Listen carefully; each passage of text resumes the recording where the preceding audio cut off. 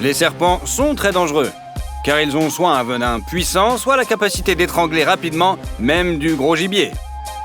Mais aujourd'hui, vous verrez des cas où des reptiles sans pattes se sont frottés à des ennemis qui étaient au-dessus de leur force. Un jaguar peut se défendre grâce à la puissance de ses griffes, un porc-épic peut transformer un serpent en oreiller à aiguille, et même une souris peut donner un coup de poing dans les dents d'un serpent de sorte que les reptiles doivent reculer en panique. Le serpent à sonnette possède un venin incroyablement dangereux qui détruit le sang et le système circulatoire. Le venin du crotale est l'un des plus toxiques au monde et bien qu'il soit moins puissant que celui du taipan du désert, la dose de poison d'une seule morsure de serpent peut arrêter le cœur d'un puma en quelques minutes seulement. Mais surtout, le serpent à sonnette sait faire un excellent usage de son arme principale.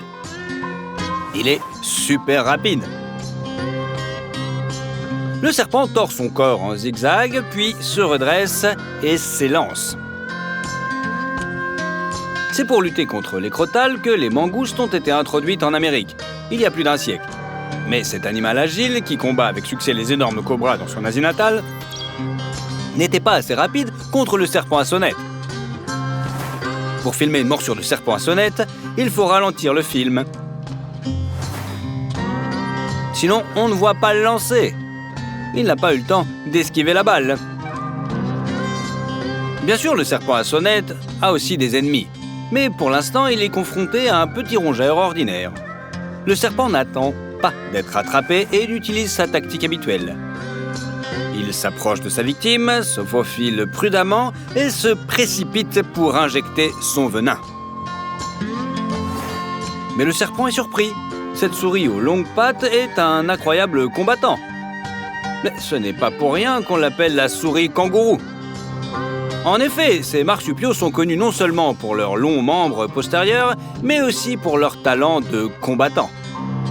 Et bien que la souris n'ait pas de parents proches parmi les marsupiaux, elle ne leur est pas inférieure en termes de bravoure. Vous l'aurez compris, on ne s'attendait pas à une telle agilité de la part d'une petite souris aux oreilles mignonnes, n'est-ce pas? Cette incroyable super vitesse est le résultat d'une longue évolution. Ces souris ont cohabité avec des crotales pendant des générations. Et pour survivre, les rongeurs ont dû devenir aussi agiles. Là où la mangouste échoue, la souris commune est suffisamment rapide pour esquiver facilement le lancer d'un serpent à sonnette. Pensez-vous qu'il s'agit d'un coup de chance ou d'un pur hasard? Le serpent à sonnette l'a pensé aussi et a continué son attaque. Mais il n'a manifestement pas compris à qui il s'attaquait. Cette souris semble défier les lois de la gravité et pourtant, elle peut accélérer comme une voiture de course. Elle est littéralement échappée de la bouche du crotale plusieurs fois de suite. Mais le plus important, c'est que le rongeur n'était pas seulement rapide, mais aussi courageux.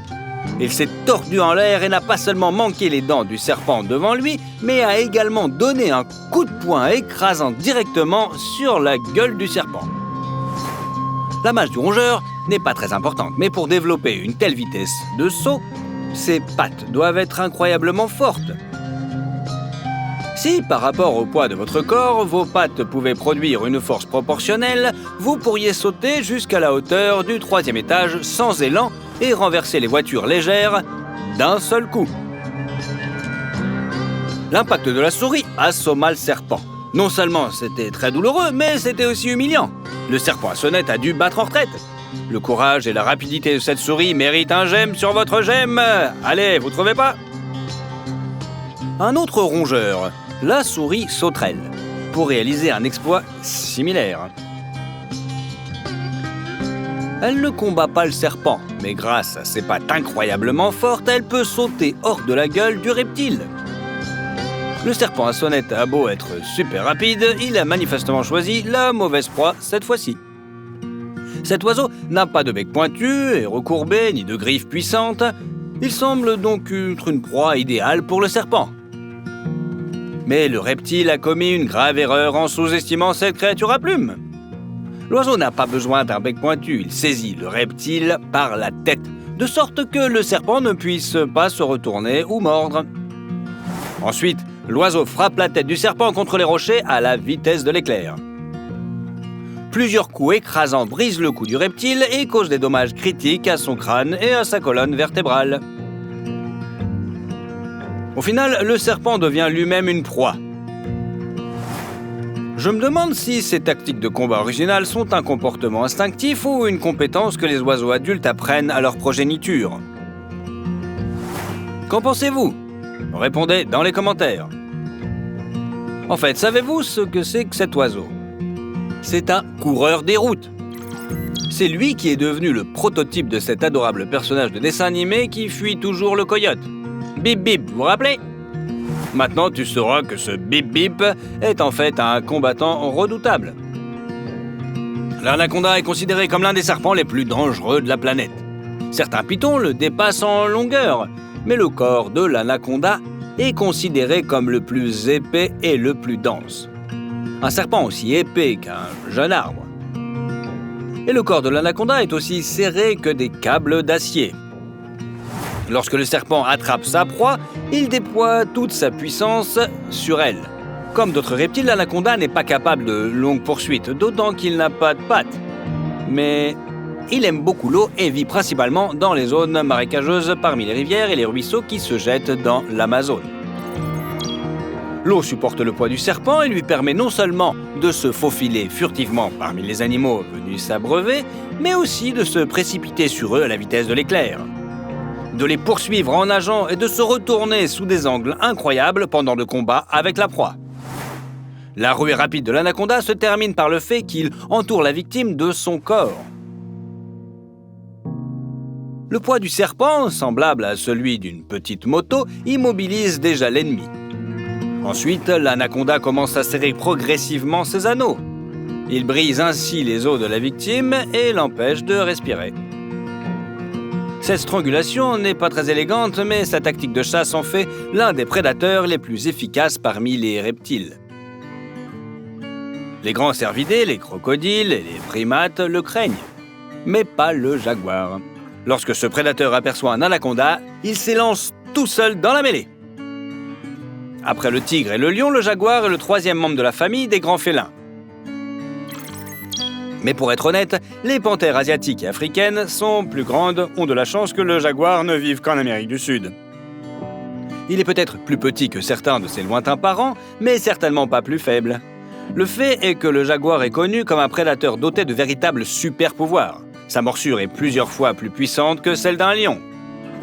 Si la lionne, au cours de la chasse, étrangle sa victime, le jaguar, lui, fracasse brutalement l'os occipital. Ce comportement n'est pas du tout une conséquence de la cruauté. C'est simplement que le jaguar a été contraint de s'adapter à la vie dans les conditions les plus difficiles. En raison de son excellent climat, le bassin amazonien est devenu l'habitat de milliers d'espèces d'animaux dangereux qui entrent en compétition les uns avec les autres. Pour faire face à des animaux blindés, agressifs et dangereux, le jaguar a dû devenir un combattant fort et polyvalent. Mais tout son arsenal ne servait à rien si le serpent parvenait à enserrer le chat avec tout son corps. Le jaguar est un animal intelligent, il évite donc un tel scénario. Son incroyable agilité lui permet d'esquiver chaque lancer du serpent, comme si le prédateur repérait, voyait l'avenir et anticipait la direction de chaque coup.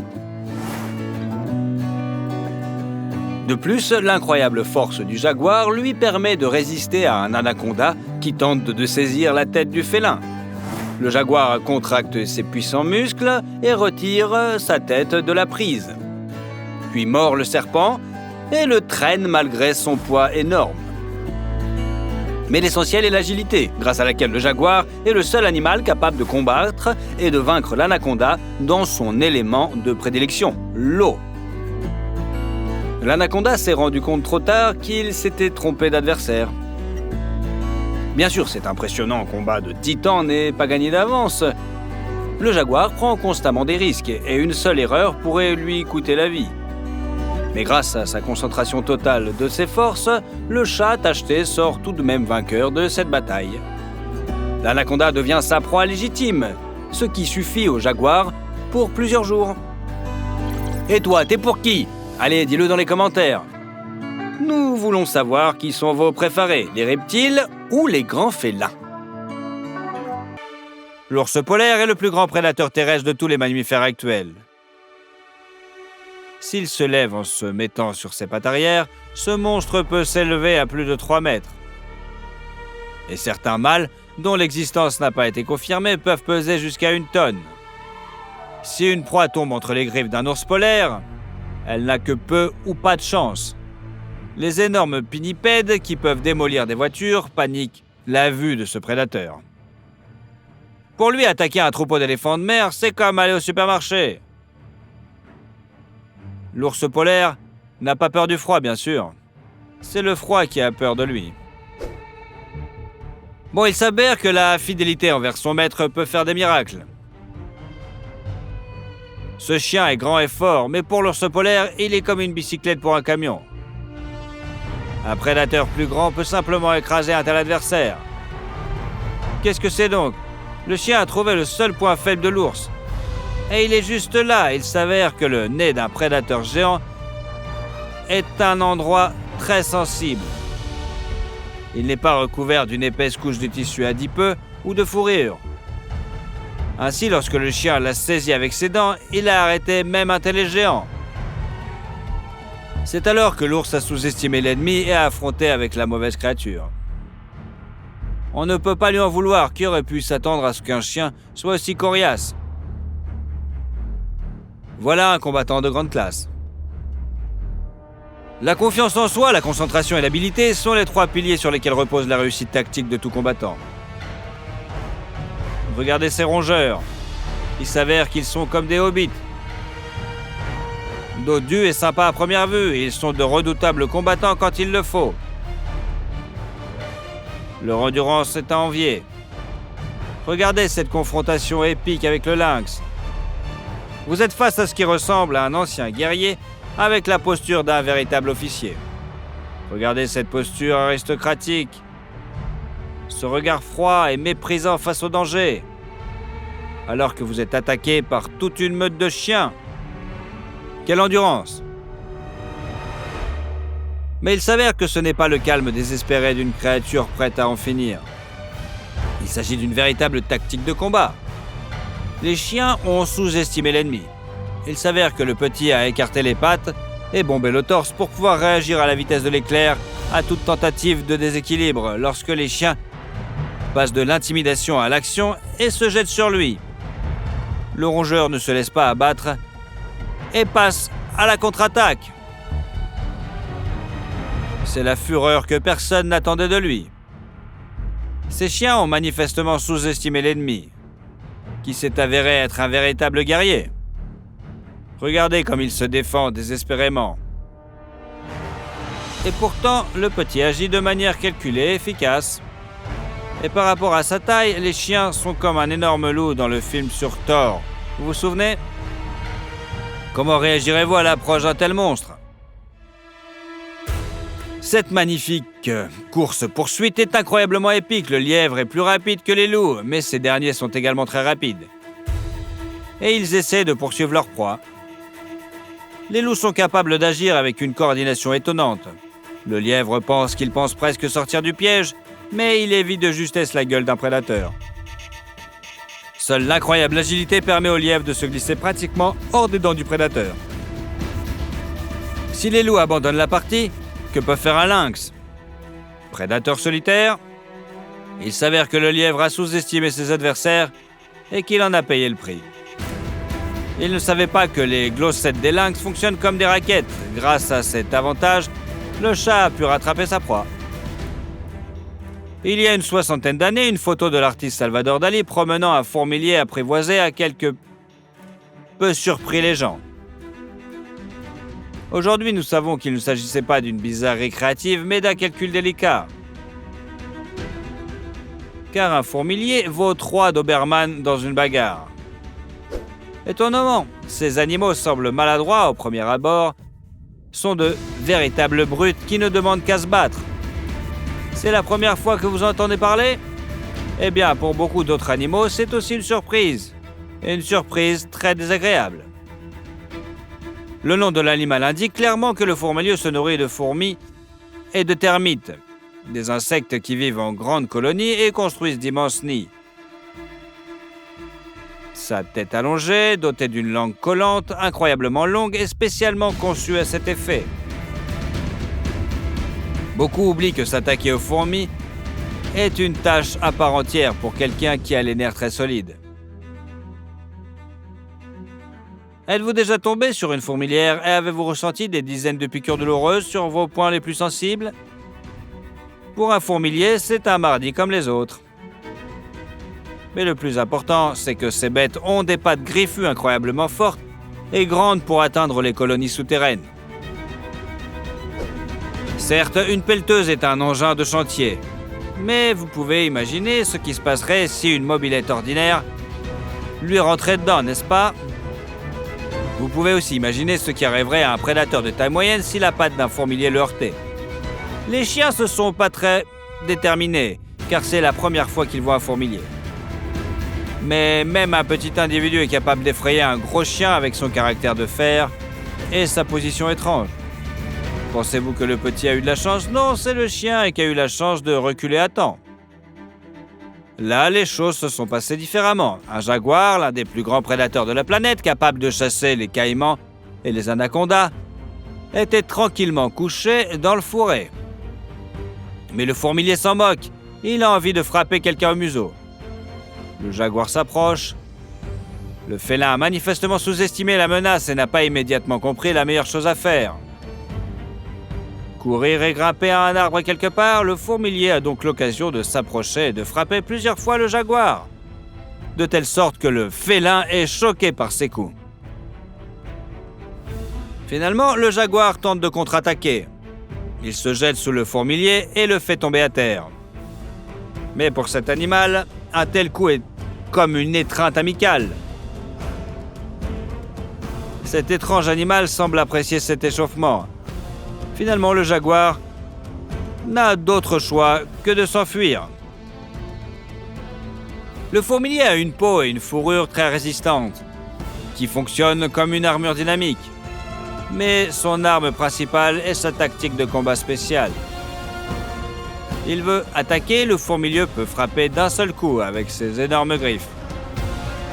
Mais s'il est sur la défensive, il se dresse sur ses pattes arrière. La queue de certaines espèces peut alors servir de balancier. Dans cette position stable, le fourmilier peut rester debout très longtemps. Et surtout, il est capable de tourner autour de son acle, si bien qu'il est pratiquement impossible pour un ennemi de l'attaquer par l'arrière. C'est dans cette position qu'il assène des coups de griffe dévastateurs. Regardez-moi ça. Les griffes du fourmilier sont réunies en une seule et immense lame tranchante. L'animal frame en décrivant un large arc de cercle et ce mouvement renforce la puissance déjà énorme de ses pattes. Habitué à creuser. Au Moyen-Âge, on commence à fabriquer des cuirasses à plate pour se protéger des épées d'ennemis. Aucune lame ne pouvait la pénétrer d'un coup direct. Les chevaliers ont alors commencé à utiliser les puissants marteaux de combat, dotés d'une partie frappante d'un côté et d'une pointe de l'autre. Cette pointe ouvrait la cuirasse de l'ennemi comme une boîte de conserve. Les coups du fourmilier fonctionnent donc à peu près de la même manière, comme un marteau médiéval pointu. Et l'animal ne lance pas des coups isolés, mais une série rapide de coups de boxe. Et ce n'est pas tout. Le fourmilier peut saisir un ennemi, l'accrocher avec ses griffes, le tirer pour l'écraser. Après cela, il commence à le piétiner et à le déchiqueter avec ses griffes, alors que la victime est sans défense sous son poids. Cette scène amusante est peut-être un exemple de ce que signifie mal juger un adversaire. Certains oiseaux sont si coriaces que même les barreaux ne sont pas un obstacle pour eux. Comme on dit, un individu vraiment libre le reste même lorsqu'il est enfermé.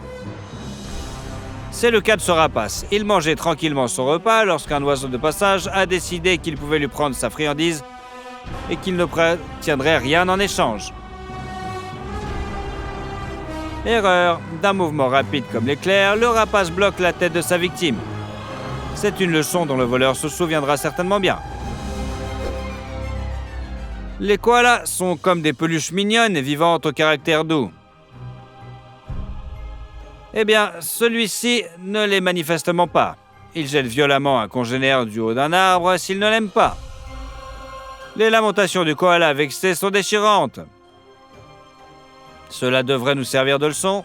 Il ne faut pas juger un koala selon les stéréotypes, comme on juge un livre sur sa couverture. D'une manière générale, il ne faut pas laisser les stéréotypes sur les animaux nous faire oublier d'être vigilants. Cette poule pensait que le géant au-dessus d'elle était un végétarien bon enfant. Une erreur stéréotypée. Pour une raison étrange, ce cheval a soudain eu envie de manger du poulet. Il s'est mis à aspirer littéralement le sol à la recherche de poulet. La poule est en état de choc, elle ne sait pas quoi faire. Elle est incapable de protéger les jeunes de ses géants. Et il n'y a aucun moyen de rassembler et d'évacuer les poussins à temps, car ils sont trop dispersés. Du coup, le cheval a bien diversifié son menu. Quelle situation où les animaux faisaient le mauvais choix d'adversaire vous a le plus frappé? Partagez votre avis dans les commentaires et n'oubliez pas de vous abonner. Nous avons encore quelques cas insolites à vous montrer.